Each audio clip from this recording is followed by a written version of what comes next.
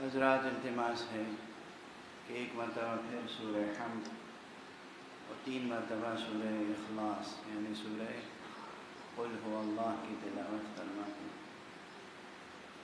اس رضا خانے کے بانی مرحوم مغفور سید علی متقی جعفری، ان کی اہلیہ مرحومہ سیدہ نثار بانو، ان کی بیٹیاں جو ذاکر اہل بیت بھی تھیں، وہ خود بھی ذاکر اہل بیت بھی تھے، سیدہ صغیر فاطمہ جعفری، سیدہ بلقیس سلطانہ، سیدہ خورشید فاطمہ، اور مرحوم و مغفور سید مظفر علی شاہ ابن سید قلندر علی شاہ، سابق وائس چانسلر مہران یونیورسٹی، اور جملہ مومنین و مومنات مرحومین کی روحوں کو ایثار کریں۔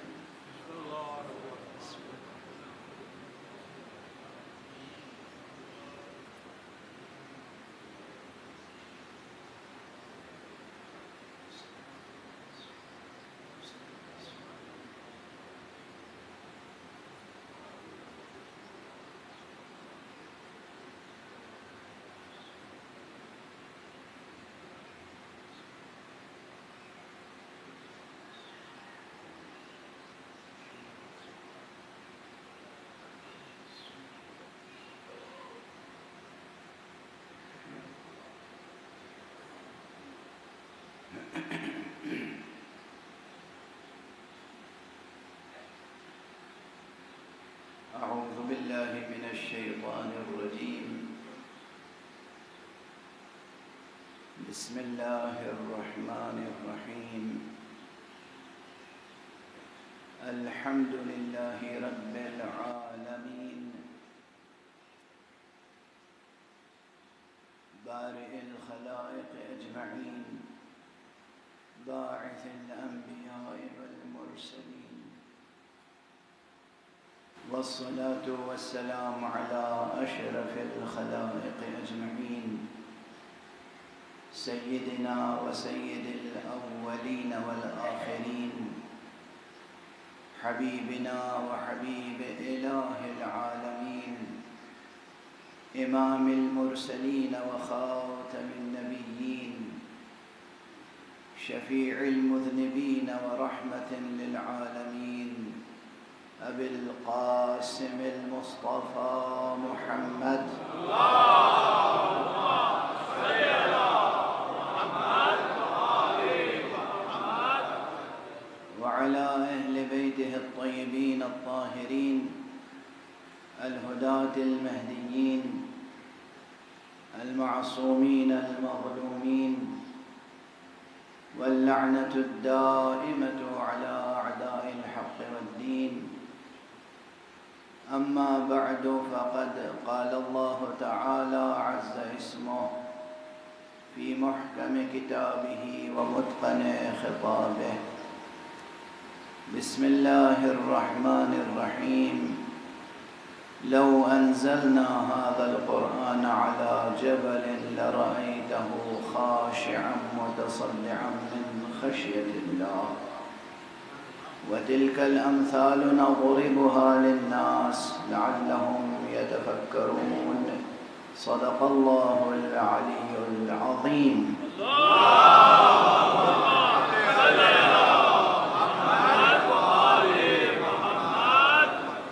ایک اور بلندر صلوات۔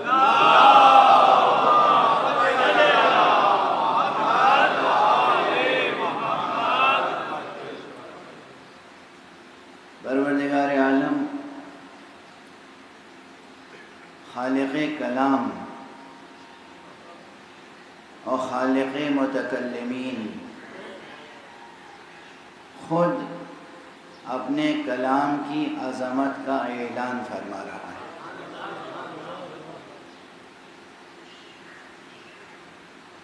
اب اسے یوں نہ سمجھیے گا کہ جیسے بہت سے شعراء ہوتے ہیں، ادبا ہوتے ہیں، شاعر اکثر اپنے کلام میں مقطع میں تعلی ضرور کر لیتے ہیں، اور جو بڑے شاعر ہیں وہ تو کمتر تعلی کرتے ہیں، جو متشاعر ہیں وہ ماشاءاللہ ایسی ایسی تعلیاں کرتے ہیں کہ نہ پوچھیے، اپنی تعریف، اپنے کلام کی تعریف۔ اس طرح نہ سوچا کریں، اس پر قیاس نہ کریں۔ پروردگار خالق کلام، خالق سخن، خالق حرف و بیان، خالق لفظ و معنی اپنے اس کلام کی عظمت کا اعلان فرما رہا ہے اور انسان کو متوجہ کر رہا ہے کہ یہ ایسا عظیم کلام ہے۔ لو انزلنا هذا القرآن على جبل، اگر ہم اس قرآن کو، هذا القرآن، دیکھیے اگر میں اپنے ذوق سے گفتگو کروں نا تو 1 گھنٹہ صرف اس میں صرف ہو جائے گا کہ جب قرآن شروع ہوا تو کہا گیا الف لام میم ذالک الکتاب، یہاں کہا جا رہا ہے لو انزلنا ھذا القرآن، وہاں ذالکہ کہہ کے بعید کا اشارہ کیوں کیا گیا، یہاں ھذا کہہ کے قریب کا اشارہ کیوں کیا گیا؟ اور ہمارے ہاں یہ سب مقامات غور طلب ہیں یا نہیں؟ خوب غور طلب ہے۔ بہت کچھ عرض کرنے کا جی چاہتا ہے مگر بہت سی باتیں اشارے میں عرض کر کے آگے بڑھ جاتا ہوں، اور جو اہل ذوق ہیں وہ جستجو کرتے ہیں۔ ماشاءاللہ بزم میں علماء بھی ہیں، اہل دانش بھی۔ وہاں فرمایا گیا ذالک الکتاب، اور یہ بھی عرض کر دوں کہ پورے قرآن مجید میں بار بار الکتاب الکتاب الکتاب جو آیا ہے تو ہر جگہ ایک ہی کتاب کو ذہن میں نہ رکھیں۔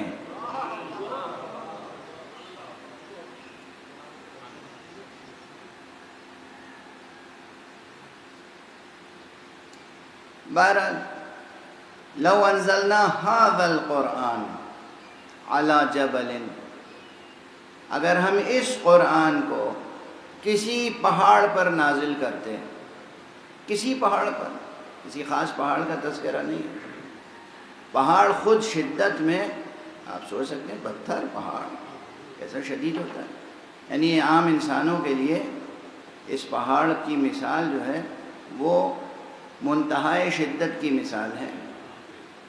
ایسا شدید، ایسا سخت پہاڑ، اگر اس پر بھی ہم یہ کلام نازل کرتے، یہ قرآن، لَرَأَيْتَهُ، تو تم یہ دیکھتے، خاشعا متصدعا من خشیت اللہ، کہ وہ خشوع اور تعبد اور تذلل کے ساتھ جھک جاتا بلکہ ٹکڑے ٹکڑے ہو جاتا۔ محرم کی مجلسیں ہیں نا، ضبط کر کے سنیے گا، امر الہی کے سامنے اگر کوئی واقعاً خضوع و خشوع کا حق ادا کرنا چاہے تو وہ مقام بندگی میں ٹکڑے ٹکڑے ہو جاتا ہے۔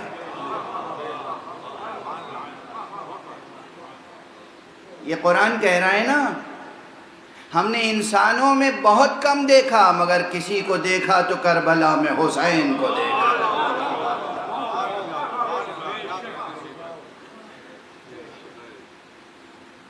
اب اگر ہم حسین کی رہبری میں سفر طے نہ کریں گے تو پھر کس کی رہبری میں سفر طے کریں گے؟ صلوات پڑھیے محمد۔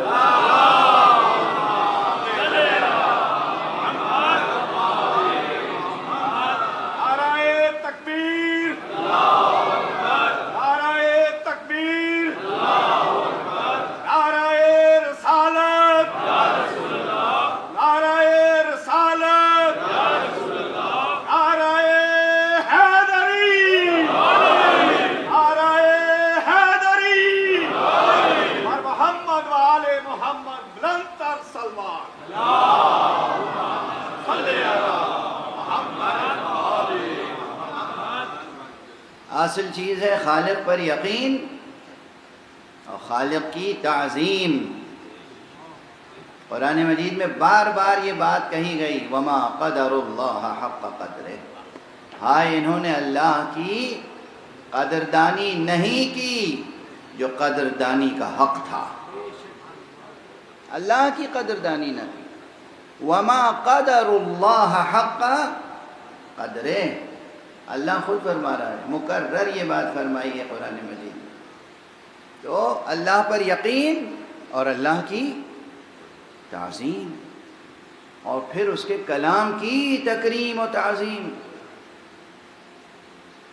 اور اس کے لیے خاشع ہو جانا، خشوع، خضوع، تذلل، تعبد، اپنے کو اس کے ہر حکم کو تسلیم کرنے کے لیے آمادہ رکھنا۔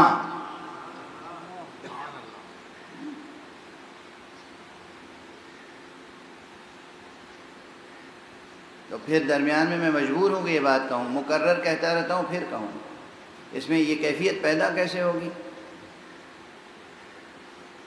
اللہ کے ہر چھوٹے بڑے حکم کے سامنے سر تسلیم خم کرنے کے لیے آمادہ رہنا۔ اس کے لیے سب سے پہلی ریاضت، سب سے بڑی ریاضت، سب سے پہلی اور سب سے بڑی ہے اپنی خودی کو خدا کے لیے قربان کر دینا۔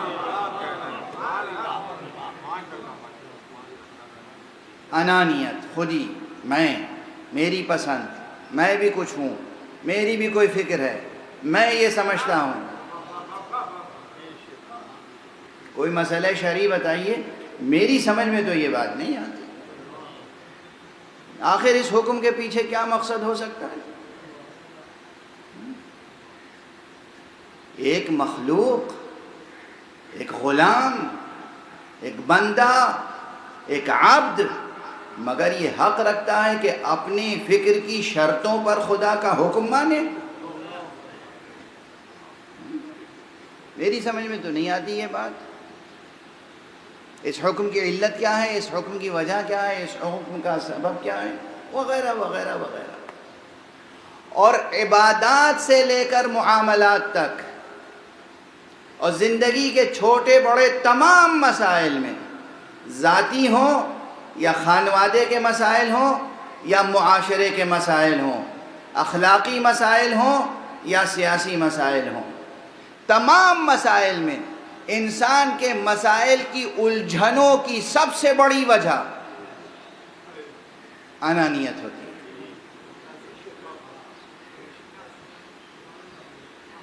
میں اور میری سوچ، میں اور میرا ذوق، میں اور میرا مزاج، میں اور میری طبیعت، میں اور میری خواہش، میں اور میری طلب، میں اور میری پسند، تمام تر فتنہ و فساد کی جڑ، تمام تر مشکلات کی جڑ یہی ہے۔ اللہ نے کہا شمشیر لا الہ سے اپنی خودی کو ذبح کرو تاکہ فتنے کی جڑ ختم ہو جائے۔ اسے ذبح کرنا ہے۔ مگر اب پھر وہی ذہن میں الجھنیں ہوتی ہیں، یہ کیا بات ہوئی؟ ہمیں آپ نے خودی دی، آپ ہی نے تو دی۔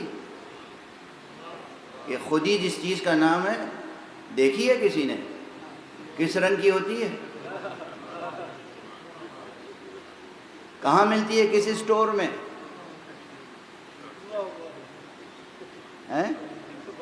یہ خودی میڈ ان کہاں ہے؟ امریکہ؟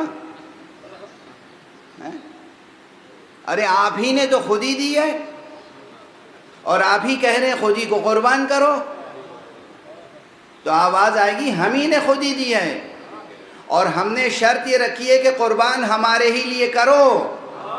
ہماری منزلت دیکھو، ہماری بلندی دیکھو، ہماری عظمت دیکھو، اپنے لیے قربان کرنے کی شرط صرف اس لیے رکھی تاکہ کسی کمتر کے لیے قربان نہ ہو جاؤ۔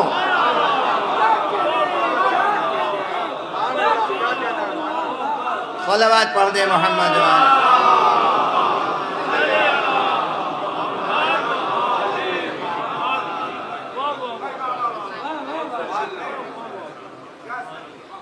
تم کو ہم نے بنایا ہے،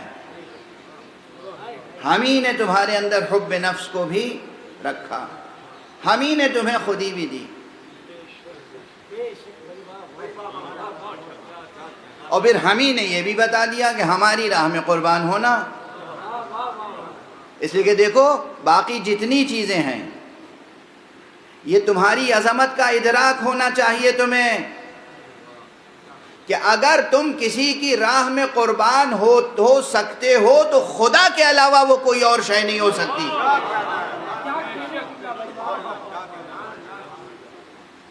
خدا کے علاوہ کسی راہ میں بھی قربان ہوئے تو گویا تم نے اپنے کو ضائع کر دیا، خود اپنی قدر شناسی نہ کی، خود کو نہ پہچانا۔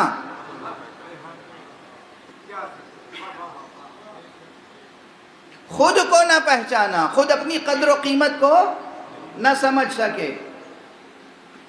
اس لیے خود اپنی قدر و قیمت سمجھو، اور قربان ہونا ہے تو بس اللہ کی راہ میں قربان ہونا ہے۔ اللہ کے علاوہ کوئی شے ایسی نہیں ہے جس کی راہ میں تم قربان ہو جاؤ۔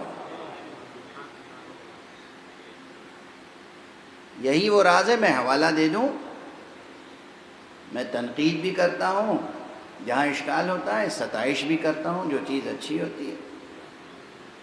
علامہ اقبال نے جو فرمایا ہے، ان کے 2 اشعار کس قدر عمدہ اشعار ہیں، اور کیا بلند مراتب خودی کی طرف اشارہ کرتے ہیں۔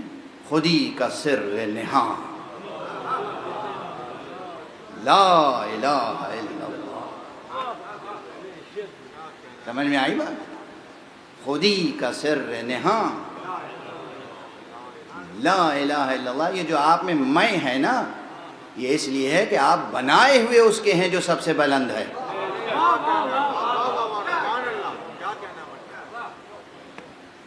تو یہ جو میں ہے اس لیے ہے کہ اس عظیم کے بنائے ہوئے ہیں، تو پھر اس عظیم کی تو سنیں۔ خودی کا سر نہاں، لا الہ، خودی ہے تیغ فساں، لا الہ۔ کیا اچھی نظم ہے، پروردگار انہیں جنت نصیب فرمائے۔ اور پھر وہ مشہور شعر ان کا، خودی کو کر بلند اتنا کہ ہر تقدیر سے پہلے خدا بندے سے خود پوچھے۔ یہ ہر جگہ لکھا ہوا مل جائے گا، خوب یاد ہوگا آپ کو۔ یاد ہے، خوب لطف لے کے پڑھتے ہیں، لکھتے ہیں، یہ سمجھتے نہیں کہ اس میں پیغام کتنا بڑا ہے۔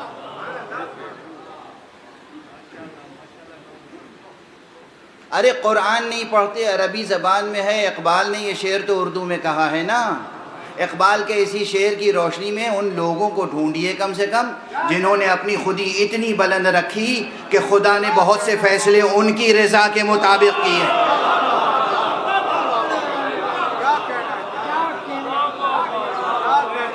صلوات پڑھ دیجئے محمد والے۔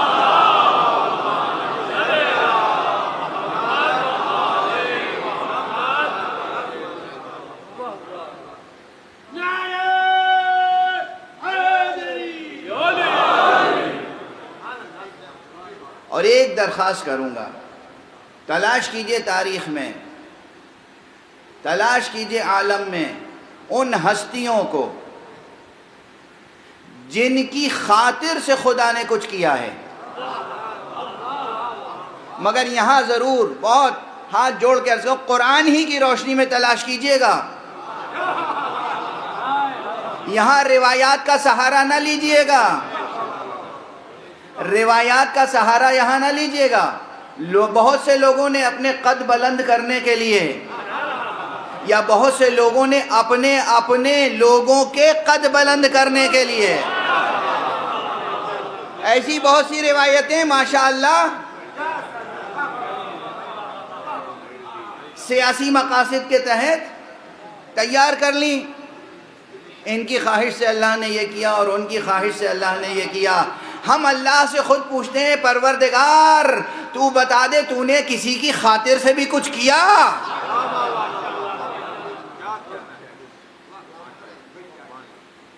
تو قرآن مجید میں ایک نہیں، ایک سے زائد مقامات پر ملے گا کہ جہاں پروردگار نے کسی کی خاطر سے کچھ کیا ہے۔ اور کرنے کا وعدہ کیا ہے۔ یوں تو خدا سب کو عطا کرتا ہے اور لوگ دعائیں کرتے ہیں اور عطا کرتا ہے، لیکن خدا نے کسی سے خاص خطاب کر کے کہا ہے وَلَسَوْفَ يُعْطِيكَ رَبُّكَ فَتَرْضَىٰ، خدا تمہیں اتنا دے گا کہ تم راضی ہو جاؤ گے۔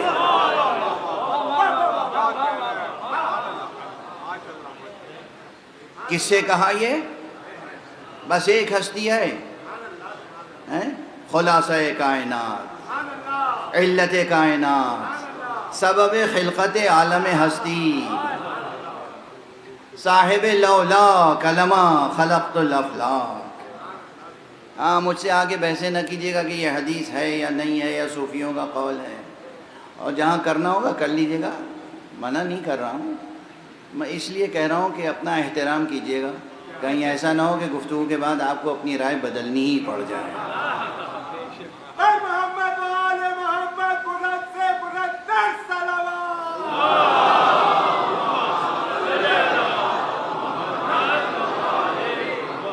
شان مصطفیٰ میں گستاخی کرنے والے کلمہ مصطفیٰ پڑھنے کے باوجود کلمہ پڑھتے ہیں اشہد ان محمد رسول اللہ، اور جب کہا جاتا ہے کہ یہی محمد رسول اللہ، یہی خاتم النبیین، یہی اول النبیین، یہی امام المرسلین، یہی وہ ہیں، اگر انہیں خلق کرنا مقصود نہ ہوتا تو پروردگار کچھ خلق نہ کرتا۔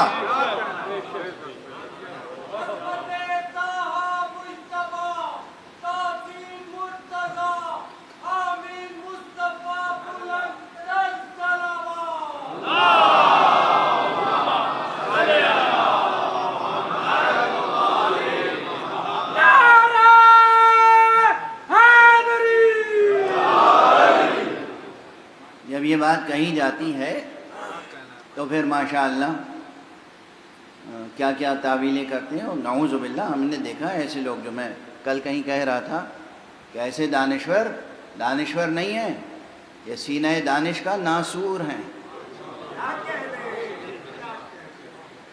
پیغمبر کی فضیلتیں نہیں سن سکتے۔ اللہ فرما رہا ہے وَلَسَوْفَ يُعْطِيكَ رَبُّكَ فَتَرْضَىٰ، اللہ تمہیں اتنا عطا کرے گا کہ تم راضی ہو جاؤ گے۔ اچھا وعدہ کیا اور پھر کیا یا نہیں؟ ادھر کا وَلَسَوْفَ يُعْطِيكَ يُعْطِيكَ اللہ عطا کرے گا، ادھر کا أَعْطَيْنَاكَ الْكَوْثَرَ، اِنَّا أَعْطَيْنَاكَ الْكَوْثَرَ، ہم نے آپ کو کوثر عطا کر دیا۔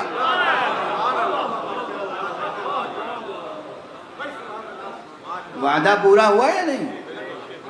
یہاں بھی وعدہ پورا ہوا، وہاں بھی وعدہ پورا ہوا اور ہوگا۔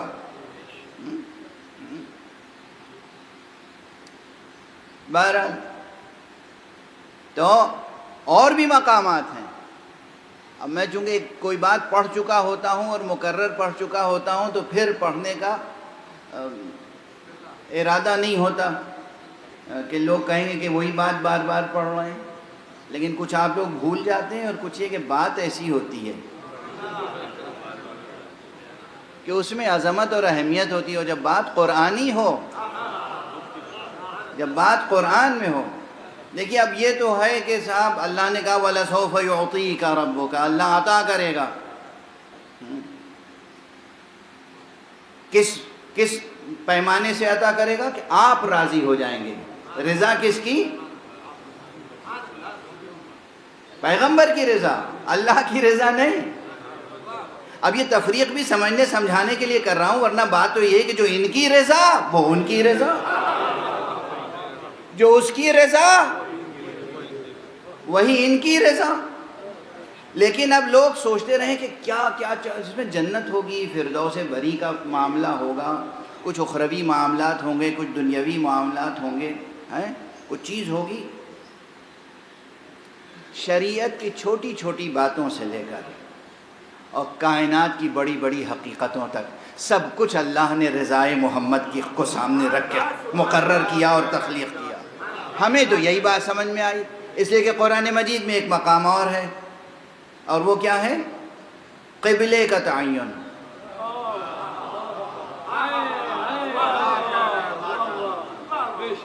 قبلے کا تعین، قبلے کا تعین۔ قرآن مجید کی آیت ہے نا، میں نے کہا تھا روایتوں کو نہ دیکھیے گا، قرآن۔ تو جب پیغمبر اکرم آپ حضرات خدا نصیب فرمائے زیارات مدینہ منورہ اور زیارات مکہ مکرمہ، تو مدینہ منورہ میں ابھی بھی ایک مسجد موجود ہے، اسے کہتے ہیں مسجد القبلتین، دو قبلوں والی مسجد۔ یہ اس واقعے کی یادگار ہے کہ پیغمبر نماز پڑھ رہے تھے۔ دیکھیے اللہ بھی بعض احکام نازل کرتا ہے یہ لحاظ کر کے کہ بھلائے نہ بھول سکے امت۔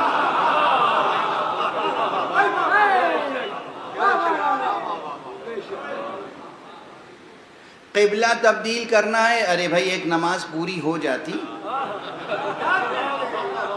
دوسری نماز سے پہلے تبدیلی ہو جاتی، درمیان نماز کے درمیان میں ایسے ہی حکم نازل کرنا تھا تو یا مکے میں نازل کرتے یا مدینے میں، کہا نہیں دونوں کے درمیان میں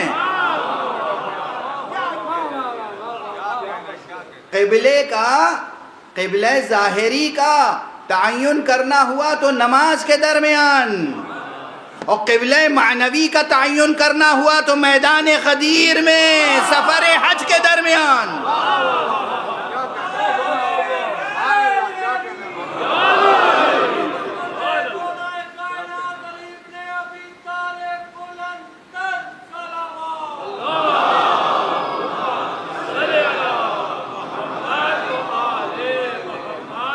بھلائے نہ بھول سکے انسان۔ میں قبلے کی تبدیلی ہوئی تھی، ہاں بھائی ہوئی تھی، مسجد موجود ہے، نماز کے دوران ہوئی تھی، یوں صفیں لگی ہوئی تھی، پیغمبر آگے تھے، ایک دم سے پیغمبر نے رخ موڑا، سب نے رخ موڑا، اور اس کے بعد راستہ دیا اور پیغمبر آگے تشریف لے گئے اور نماز مکمل فرمائی، اور پھر اعلان کیا کہ اب قبلہ تبدیل ہوا۔ لیکن قبلہ تبدیل ہوا کس کی مرضی سے؟ نماز کس کی؟ خدا کی۔ بندگی کس کی؟ خدا کی۔ قبلہ کس کے لیے ہم قبلہ رو ہو کر کھڑے ہوتے ہیں؟ خدا کے لیے۔ اور خدا کہہ رہا ہے کہ سنو ہم نے قبلہ مقرر کیا، معین کیا محمد کی خاطر صلی اللہ علیہ وآلہ وسلم۔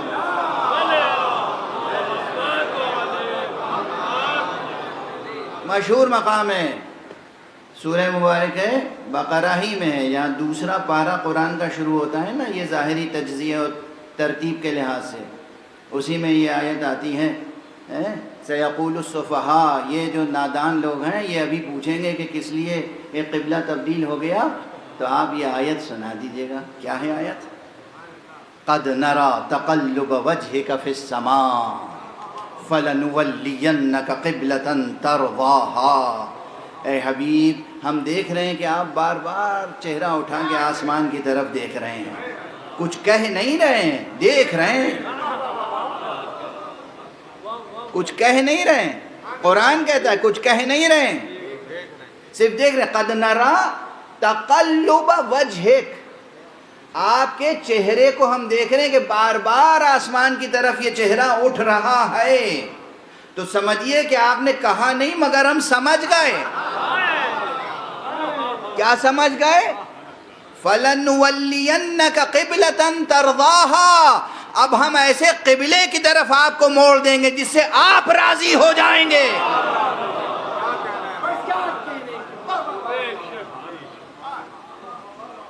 آپ راضی ہو جائیں گے۔ فیصلے ہوئے نا؟ خدا بندے سے خود پوچھے،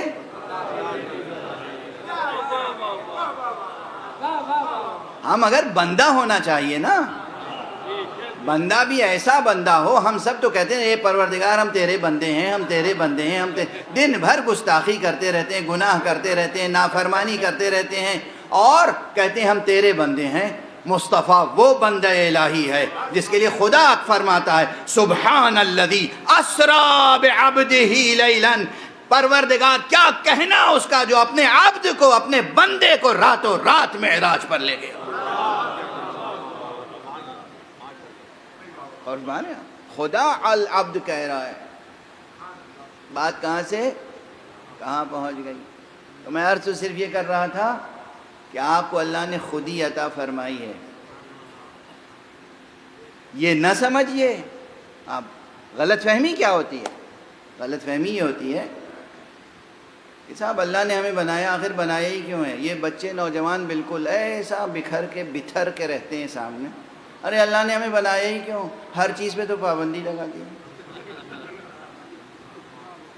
یہ وہ پرانی بات ہے، درمیان قعر دریا تختہ بندم کر دہی، باز می گوئی کے دامن ترمکن ہوشیار باش۔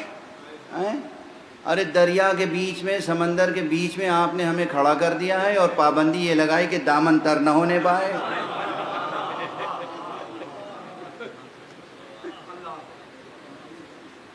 ہاں ہے تو کچھ ایسا ہی، ہے تو کچھ ایسا ہی، ظاہری منظر ایسا ہی ہے، اس کے باطن میں لطف بہت گہرا ہے۔ ظاہری منظر یہ لطف ایسا کمال کا لطف ہے کہ دریا میں درمیان میں کھڑا کر دیتا ہے، کہتا ہے کہ دامن تر نہ ہونے پائے، اور اگر کوئی اس ریاضت کو شروع بھی کرے قربتاً اللہ کہ دامن تر نہ ہونے پائے، تو وہ اتنی قدرت دیتا ہے کہ مصلی کوئی پانی پہ بچھا دے اور نماز پڑھے تو مصلی ڈوبتا نہیں، سفینہ نوح کے لیے قابل رشک منظر بن جاتا ہے۔ صلوات پڑھ دیں محمد والے۔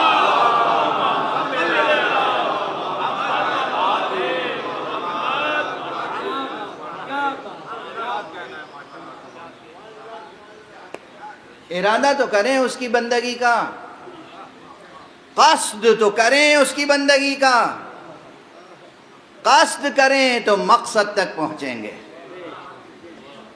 قصد تو کریں۔ ایک صلوات پڑھ دیں محمد والے۔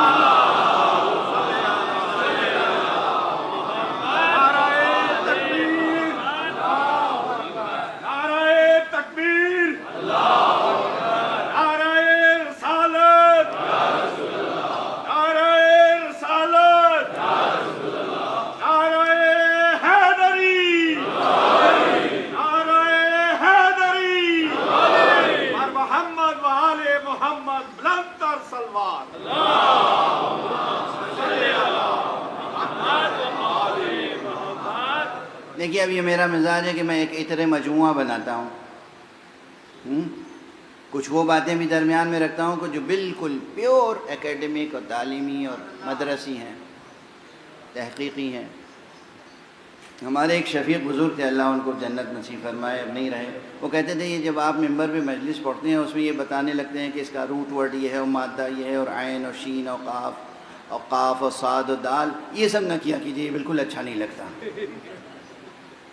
مجمع جو سامنے بیٹھا ہے یہ تو عربی والا ہے نہیں، اور اسے عربی گرامر سے کیا واسطہ، مگر یہ نصیحت کیے ہوئے انہیں تقریباً 30 سال ہو گئے، بلکہ اس سے بھی زیادہ، اور میں اپنی ضد پر قائم ہوں، اس لیے کہ یہ ضد نہیں ہے، یہ ایک ضرورت کا احساس ہے۔ پہلی بات یہ کہ اتنے بڑے مجمع میں نہ جانے کتنے ہوں گے جن میں لسانیات کا ذوق ہوگا، زبان کا ذوق ہوگا، اور اگر نہیں ہوگا تو بیدار ہو جائے گا، اور پھر وہ متوجہ ہوں گے عربی زبان کی گہرائی اور عربی زبان کی ساخت کی طرف، اور پھر اگر یہ کلید ان کے ہاتھ آ گئی تو آیات قرآنیہ سے گفتگو کرنے کا انہیں موقع مل جائے گا۔ یہ مقصد ہوتا ہے، مقصد اپنی تعلیم و تربیت بھی ہے کہ میرے علم میں بھی اضافہ ہوتا رہے، اور جو ہمارے ساتھ بیٹھے ہیں ان کے بھی علم میں اضافہ ہوتا رہے۔ صرف یہ تھوڑی کہ ہم کوئی بات یاد کر کے آ جائیں اور سنا کے چلے جائیں۔ تو یہاں پر یہ عرض کروں، کل میں نے کہا تھا قاف صاد دال، قصد، قصد یقصد، یہ جو فعل ہے اس کا جو مصدر ہے وہ ہے قصد، القصد اور المقصد، ٹھیک ہے نا؟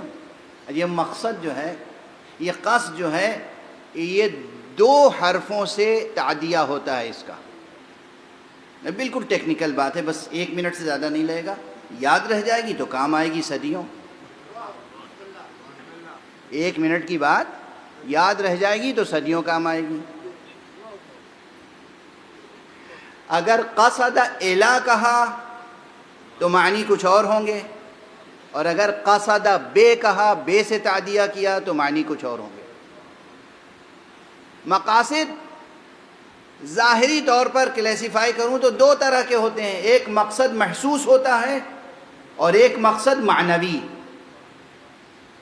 اب یہ کیا ہو گیا؟ یہ کیا مشکل آ گئی؟ ایک مقصد ہوتا ہے محسوس اور ایک مقصد ہوتا ہے معنوی. معنوی کا مطلب مجرد، مادے سے اس کا کوئی تعلق نہیں ہے. اگر الا کے ذریعے سے آپ نے تعدیہ کیا تو وہ محسوس مقصد کی طرف توجہ دلائے گا. اگر بے سے تعدیہ کیا تو معنوی مقصد کی طرف توجہ دلائے گا. اب مثال دے دوں، بس وہ 1 منٹ کی بات ختم ہو گئی. یاد رکھنا ہوگا، یاد رکھیے گا، کام آئے گی. بھول جائیں گے آپ، کوئی بات نہیں. اللہ غفار ہے، اللہ تو معاف کرتا ہے. آپ بھولتے رہیے، وہ معاف کرتا رہے گا. بس اتنا کیجئے گا کہ خود اسے نہ بھول جائیے. ایک ہی شرط ہے، خود اسے نہ بھول جائیے. ایسی غفلت طاری نہ ہو کہ آپ اسے بھول جائیں. اب یہ معنوی اور مادی کبھی کبھی تو بالکل الگ الگ ہوتے ہیں کہ ان کو جمع کرنا ممکن نہیں ہوتا، اور کبھی کبھی ایسا ہوتا ہے، بلکہ اکثر اس نے نظام ایسا بنایا ہے اس عالم ہستی کا کہ جمع کرنا بھی ممکن ہوتا ہے. مسجد، ارے بھائی مسجد جو ہے در و دیوار اس کے نظر آتے ہیں نا، یہ ایک مادی حقیقت ہے نا. مسجد ہے مادی حقیقت.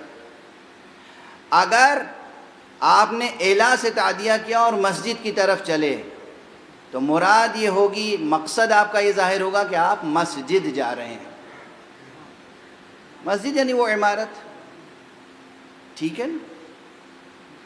اور اگر بے سے تعدیہ کیا تو اب یہ مراد نہیں ہے کہ مسجد تک جا رہے ہیں. اب آپ کسی امر معنوی کے لیے جا رہے ہیں، کسی روحانی امر کے لیے جا رہے ہیں. اگر صرف آپ کا مقصد ظاہری مادی ہے تو بات مکمل نہیں ہوگی، مقصد حیات انسانی پورا نہیں ہوگا. اگر صرف مسجد تک جانا مقصد ہوا تو پھر بات بن گئی کہ نہیں، جب تک مسجد میں جا کے لقاء اللہ کا شرف حاصل نہ ہو، اللہ کی بارگاہ میں حاضری نہ ہو، تو مقصد پورا نہیں ہوگا. واضح ہو رہی ہے بات؟ تو مسجد تک جانا ہے امر محسوس، اور حضرت حق کے بارگاہ میں حاضری ہے امر معنوی. مسجد کی مثال میں نے اس لیے دی کہ روزمرہ آپ مسجد جاتے ہوں گے انشاءاللہ. یہ مسجدیں ہیں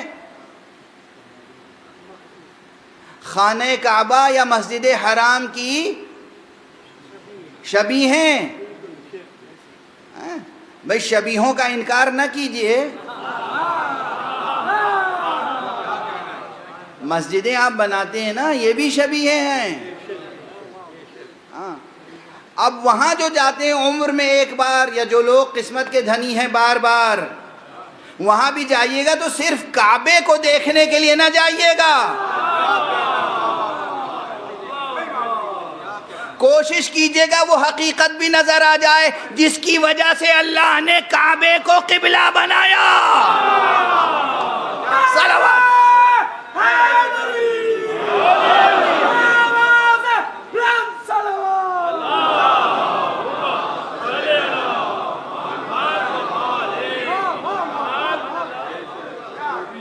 تو حج میں مکے تک جانا ہو، مسجد الحرام میں جانا ہو، خانہ کعبہ کو دیکھنا ہو، خانہ کعبہ کو بوسہ دینا اور حجر اسود کو بوسہ دینا، یہ سب مقاصد ہیں کون سے؟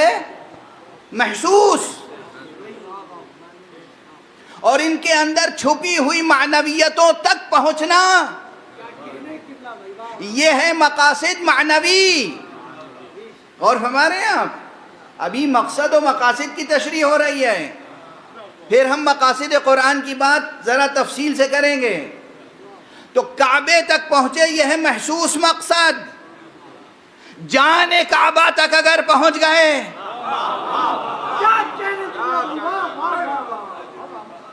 اس کے علاوہ اور کیا تفسیر کر سکتے ہیں؟ اتنے دن مکے میں رہے پیغمبر، کیا کیا اذیتیں نہیں ہوئیں۔ اسی کعبے کے سامنے صحن مسجد میں نماز پڑھتے تھے، اور جب آپ سجدے میں جاتے تھے تو آپ کے اوپر گستاخیاں کی جاتی تھیں، خس و خاشاک ڈال دیے جاتے تھے، اذیتیں ہوتی تھیں۔ مکے میں کیا کیا اذیت نہیں ہوئی پیغمبر کو، اور صحن حرم میں کیا کیا اذیت اور توہین نہیں ہوئی، خانہ کعبہ کے سامنے کیا کیا اذیت اور توہین نہیں ہوئی پیغمبر کو۔ مگر پھر بھی پیغمبر کی خواہش یہ تھی کہ کعبہ ہی قبلہ بنے۔ اس کے معنی یہ ہے کہ تمام مشکلیں، تمام مصیبتیں ایک طرف، مگر کوئی ایک چیز تھی جو کعبے سے ملی۔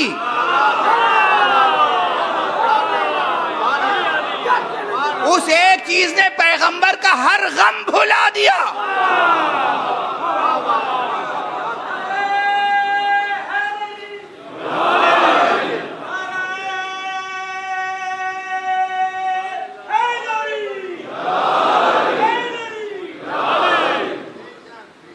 پیغمبر کا ہر غم بھلا دیا۔ ایک چیز ایسی ملی۔ ہم بھی تو دن رات یہی کہتے ہیں، زندگی میں جتنے بھی دکھ ہوں، درد ہوں، مشکلیں ہوں، جو کچھ بھی آزمائشیں ہوں، سب ایک طرف، عشق علی ہے تو کوئی مشکل سامنے ٹھہرتی نہیں۔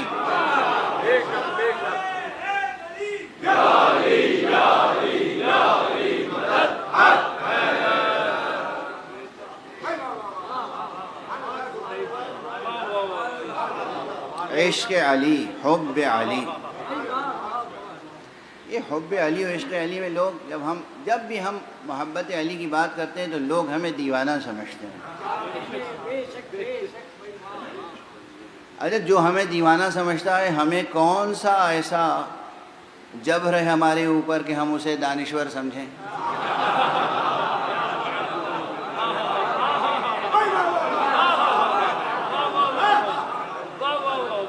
جو ہمیں دیوانہ سمجھتا ہے،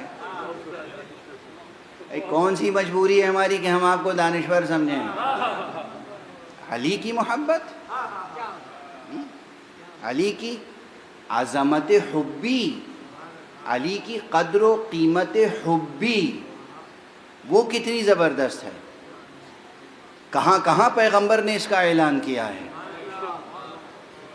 کہاں کہاں پیغمبر نے اعلان کیا، زندگی میں کتنی مرتبہ محبت علی کا تذکرہ کیا، اور اس بات کا تذکرہ کیا کہ یہ علی وہ ہیں کہ ان کی محبت علامت ایمان ہے، یہ علی وہ ہیں کہ ان کی محبت سبب نجات ہے، یہ علی وہ ہیں کہ ان کی محبت دراصل میری محبت ہے، میری محبت دراصل خدا کی محبت ہے، یہ علی وہ ہیں کہ جو خدا سے اور خدا کے رسول سے محبت کرتے ہیں، اور خدا کا رسول بھی علی سے محبت کرتے ہیں۔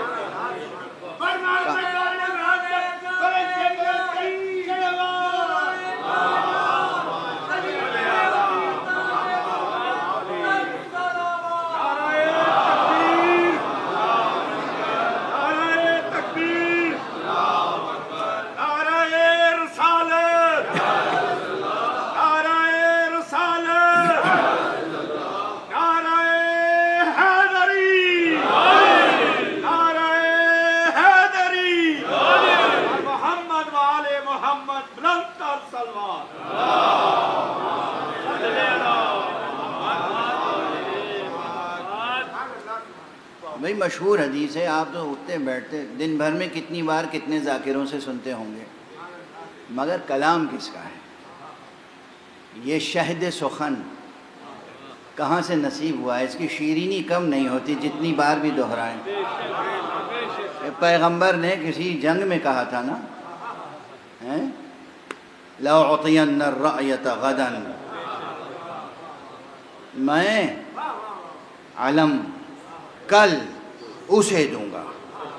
لأعطین الرأیت غدا رجلا، جو اولو العزم مرد ہوگا،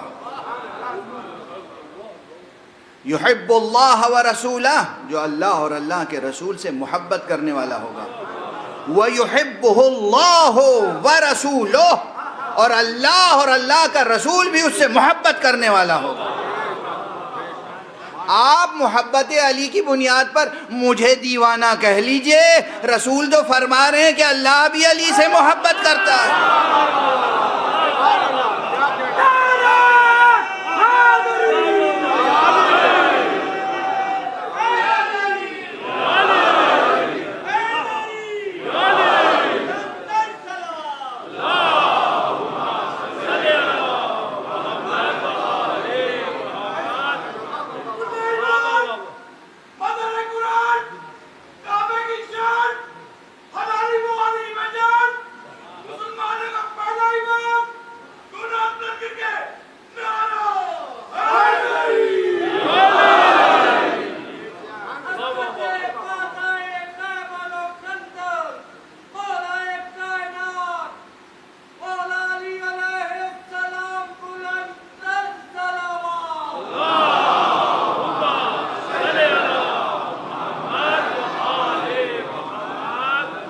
یہ محبت علی کوئی ایسی چیز نہیں ہے جسے نعوذ باللہ کوئی معمولی چیز سمجھا جائے، کوئی ہلکی چیز سمجھی جائے، نعوذ باللہ۔ دیکھیے یہ کیسے تشبیہ پیش کروں، یہ کوئی بھی عمارت بنانی ہو تو اس عمارت میں کچھ اینٹیں ہوتی ہیں اور کوئی چیز ہوتی ہے جو اینٹوں کو ایک دوسرے سے جوڑ کے اسے آہنی دیوار بناتے ہیں۔ اگر وہ جوڑنے والی چیز نہ ہو تو وہ اینٹیں بکھر جاتی ہیں۔ دین میں اصول دین سے لے کے فروع دین تک سب اینٹیں ہیں، ان اینٹوں کو جوڑ کے جو مضبوط قلعہ بنتا ہے وہ محبت علی سے۔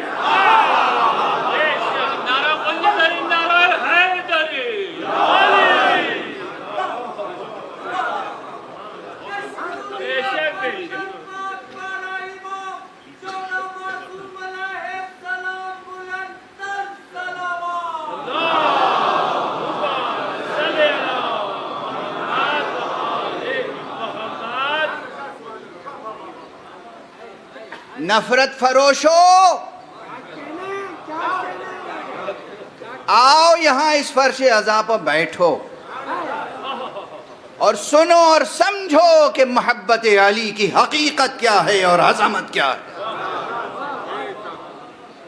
یہ محبت علی ہے جو دین کو ایک مضبوط قلعہ بناتی ہے، اور اسی لیے حدیث قدسی میں ہے کہ ولایت علی حصنی، علی کے ولایت میرا قلعہ ہے، جو اس میں داخل ہو گیا وہ میرے عذاب سے محفوظ ہو گیا۔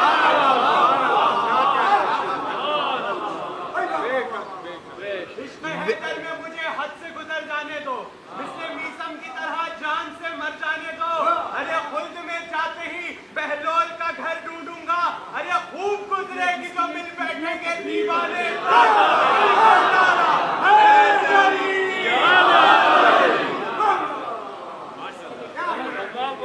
دنیا کی تمام عقلیں اور تمام عقلوں کا کل سرمایہ خرد، کل خزانہ ہوش و خرد سب صدقہ ہو جائے دیوانگی علی پر۔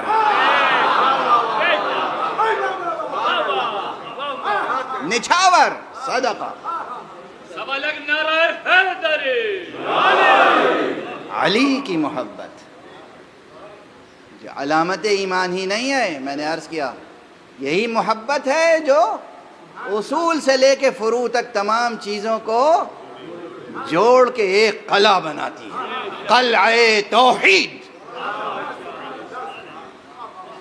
آپ جانتے نہیں علی کی محبت کیا شے ہے، بس گفتگو کو روک رہا ہوں اس مقام پر۔ علی کی محبت ہو یا حسین کی محبت، آقا رسول اللہ کی ایک حدیث کا ٹکڑا ہے، فرمایا ہے احب اللہ من احب حسینہ۔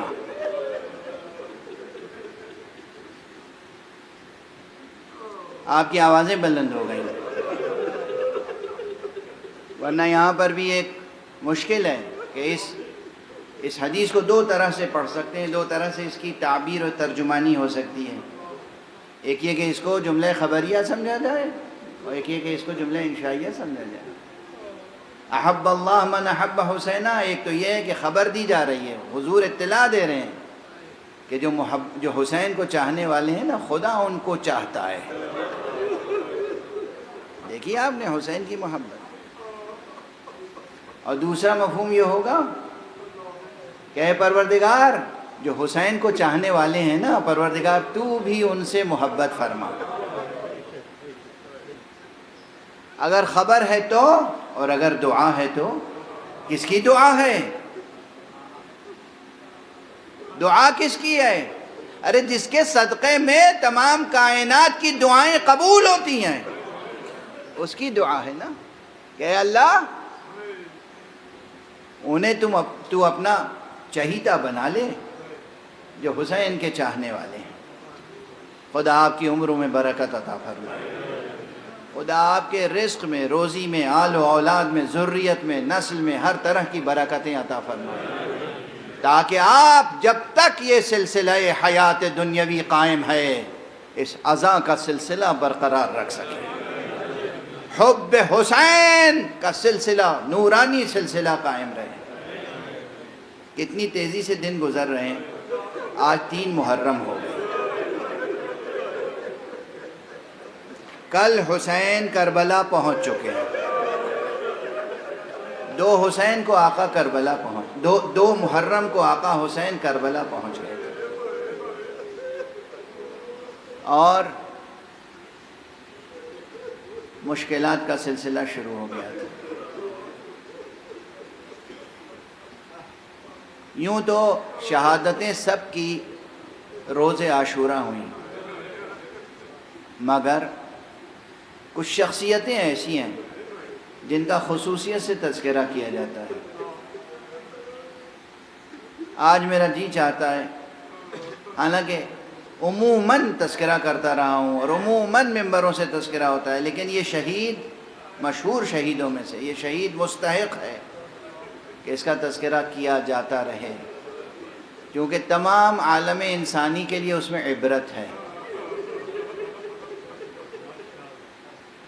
دنیا سے کیسے رشتہ توڑا جاتا ہے، حق سے کیسے رشتہ جوڑا جاتا ہے۔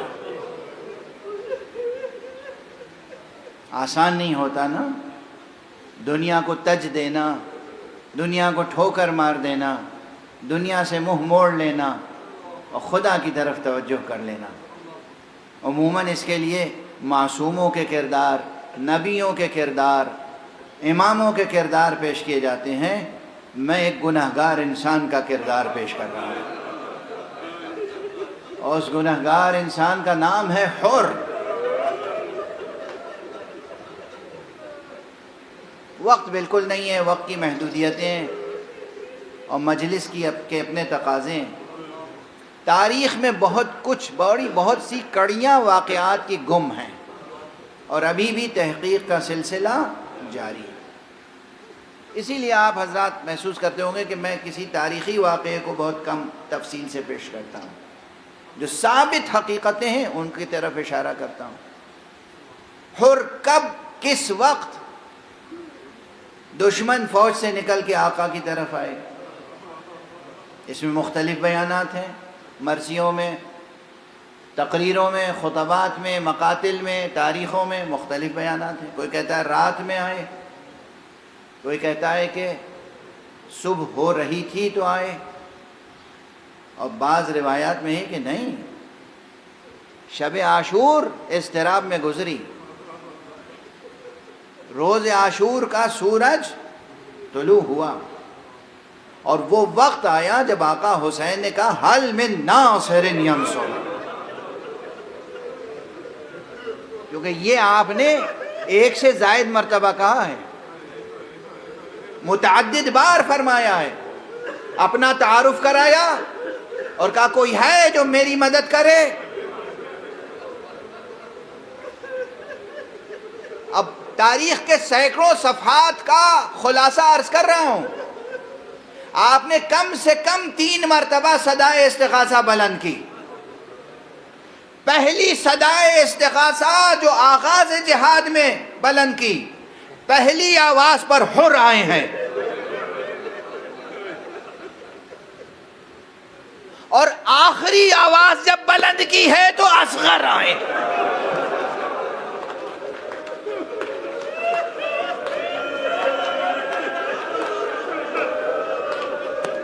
بس محرم ہے، اب گریے میں بخل نہ کیجیے گا. یہ گریہ بھی ضروری ہے. جتنے بھی انقلابی اقدار ہیں، شخصیت کی تعمیر کے لیے، ملت کی تعمیر کے لیے، ملکوں کی تعمیر کے لیے، تہذیبوں کی تعمیر کے لیے، ثقافتوں کی تعمیر کے لیے، وہ سب مثبت انقلابی اقدار اپنی جگہ. ان تمام اقدار کو ایک ساتھ گوندھ کر ان کو مضبوطی عطا کرتا ہے یہ اشک عزا. گریے کی مخالفت نہ کیجیے، گریے کی روایت کو کمزور نہ کیجیے. آپ نے مگر امام خمینی کو روتے ہوئے نہیں دیکھا؟ بلک بلک کے مصائب میں روتے تھے. آیت اللہ خامنئی کو روتے ہوئے نہیں دیکھا؟ کسی بات کا جواب دے رہا ہوں میں. گریے کی مخالفت نہ کریں، گریے کی روایت کو کمزور نہ کریں. یہ انقلابی نسلیں جنہوں نے آج مسلم امہ کو سرخرو کیا ہے، یہ فرش عزا پہ تربیت پانے والی نسلیں ہیں.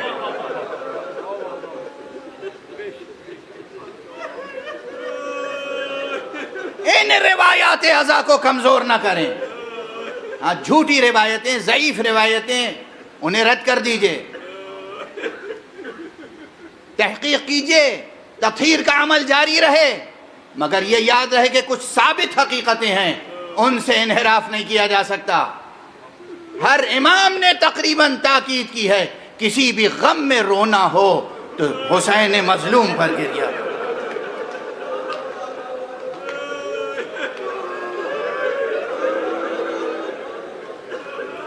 تمہیں کوئی بھی غم ہو، خدا تمہیں کوئی غم نہ دے سوائے غم حسین کے، مگر اگر کوئی غم ہو تو حسین پر گریا کرنا. تحقیق کا سلسلہ جاری ہے. میں نے ابھی دروازہ کھول دیا، پارٹو پارٹ تحقیق کرنے والے کریں. کہیں گے آپ نے صاحب 99 میں یہ پڑھا تھا اور 2000 میں یہ پڑھا تھا اور آج آپ یہ پڑھ لیں. ہاں، مطالعہ جاری ہے، تحقیق کا سفر جاری ہے. اقوال مختلف ہیں. کوئی کہتا ہے رات کے وقت ہو رہا ہے، کوئی کہتا ہے سحر کے وقت ہو رہا ہے، کوئی کہتا ہے صبح صبح آئے، کوئی کہتا ہے نہیں، حضور کا نام مولا کی صدائے استغاثہ، جب پہلی صدائے استغاثہ بلند کی ہے وہ سن کر ہو رہا ہے. جب امام نے خطبہ ارشاد فرمایا اتمام حجت کے لیے، تو حر عمر ابن سعد کے پاس پہنچے. کیا ارادہ ہے؟ اس ہستی کے ساتھ جنگ کرو گے؟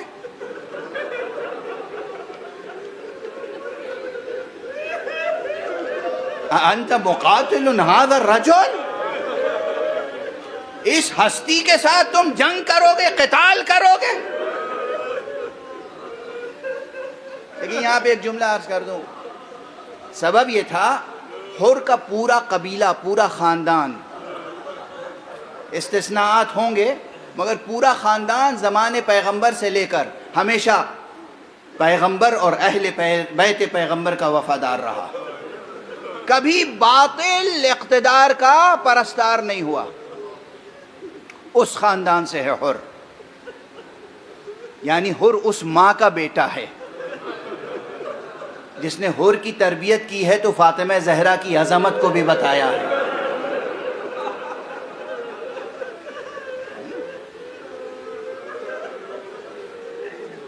پہنچ گیا نا ذہن آپ کا؟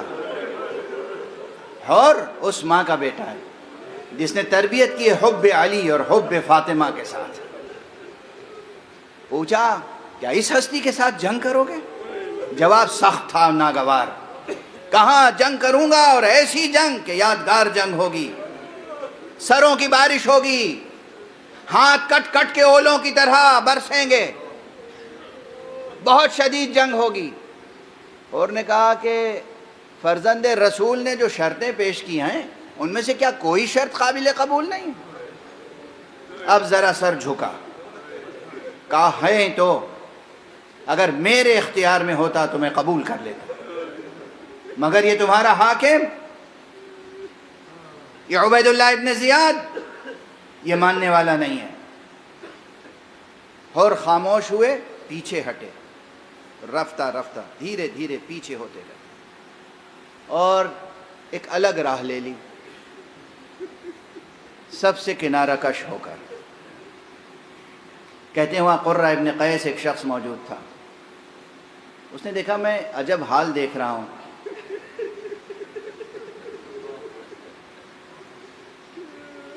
اس سے کہا کہ تو نے اپنے گھوڑے کو پانی پلایا ہے یا نہیں؟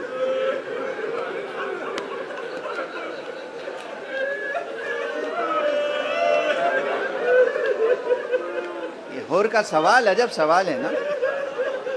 یہ وہی حور ہے جس نے رات گزاری ہے کس حالت میں؟ دسترخوان بچھا رہا، نعمتیں چنی رہیں، غلام آیا، کہا آئیے کھانا تناول فرما لیجئے. حور نہیں گئے. بیٹا آیا، نہیں گئے. بھائی آیا، نہیں گئے. گویا حور نے بھی ایک رات کم سے کم حب حسین میں بھوک اور پیاس میں گزاری. اسے کہتے ہیں مواسات، اسے کہتے ہیں مواسات. اب حور بھی کچھ بھوکے بھی ہیں، کچھ پیاسے بھی، اور کچھ آوازیں آ رہی ہیں حور کے کانوں میں. حور نے قرہ ابن قیس سے کہا کہ یہ اتنے گھوڑے کو پانی پلایا ہے یا نہیں؟ اس نے کہا نہیں، پانی نہیں. کہا جا تو اپنے گھوڑے کو پانی تو پلا دے. جب وہ ہٹا، حور آگے بڑھے اور رفتہ رفتہ آقا حسین کی طرف چلے. بیٹا آیا قریب، بھائی آیا، غلام آیا، سب حور کے ساتھ ساتھ چلے. اس لیے کہ بیٹے کو، بھائی کو، غلام کو، سب کو جواب رات میں دے چکا تھا. جب وہ آ کے کہہ رہے تھے کھانا نہیں کھائیں گے، پانی نہیں پئیں گے، تو خاص طور سے بیٹے کو قریب بلایا. میں تو بس سادہ سی ایک بات بتا رہا ہوں، آپ گریہ کریں گے. حور کے اس بیٹے کا نام بھی علی تھا.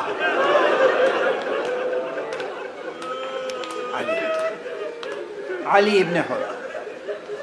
بیٹے کو بلایا، کہا بیٹے میرے کانوں میں کچھ آوازیں آ رہی ہیں، تم بھی سن رہے ہو؟ بیٹے نے سر جھکا لیا. کیا سن رہے ہو؟ کہا حسین کے خیمے سے بچوں کی آوازیں آ رہی ہیں.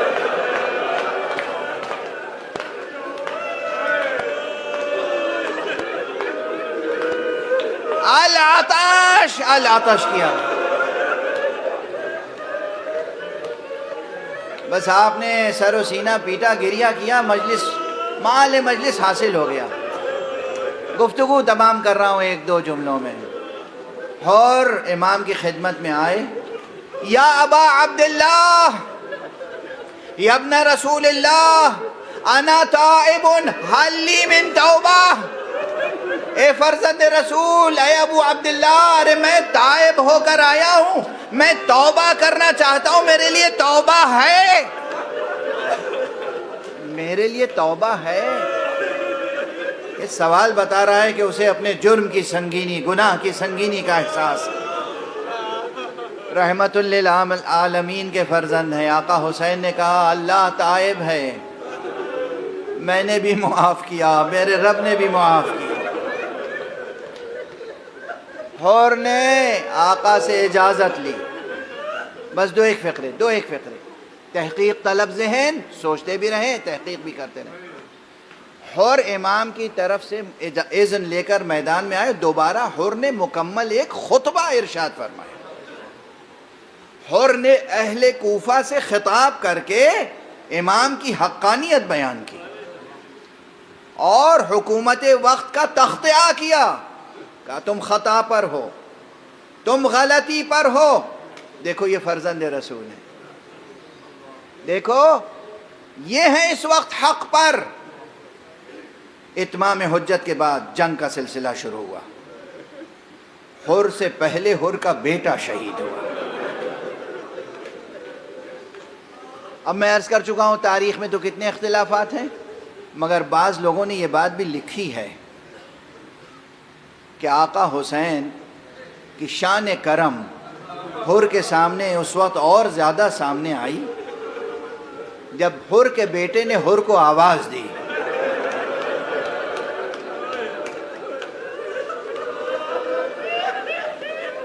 اور جب حر بیٹے کے لاشے پر پہنچے تو دیکھا حسین پہلے موجود۔ حر اس لطف و کرم مولا کو دیکھ کر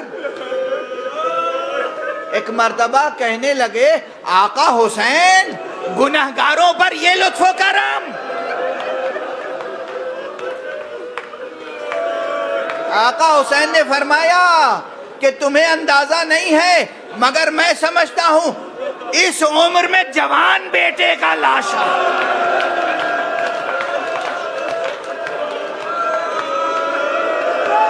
ارے بس مجلس تمام ہو گئی۔ آقا آپ حر کو، علی ابن حر کا لاشا اٹھانے نہیں دے رہے ہیں، اور آپ علی اکبر کا لاشا اٹھائیں گے، علی اصغر کا لاشا اٹھائیں گے۔ انا للہ و انا الیہ راجعون، رضا بقضائہ و تسلیما لامرہ۔